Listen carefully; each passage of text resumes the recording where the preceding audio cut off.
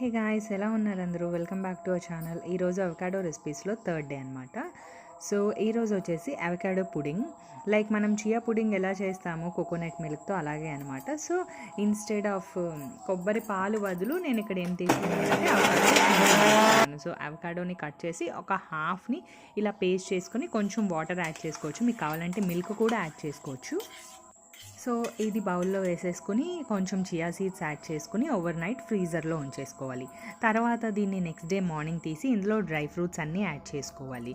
మన దగ్గర ఉన్న ఏ డ్రై ఫ్రూట్స్ ఉన్నాయో అవన్నీ కూడా యాడ్ చేసుకోవచ్చు. దీనివల్ల మనకి కొంచెం హెవీగా అనిపిస్తుంది బ్రేక్ఫాస్ట్ అనేది. మధ్యాహ్నం వరకు ఆకలి కూడా అంత వేయదు. సో మనం డేట్స్ అవి యాడ్ చేసుకోవడం వల్ల కొంచెం స్వీట్గా కూడా అనిపిస్తుంది.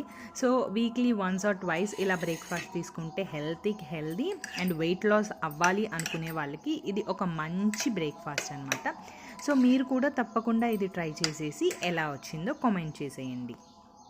ఇంకా అవకాడోతో మీకు ఏం రెసిపీ కావాలో కామెంట్ చేసేయండి. Thank you for watching our videos.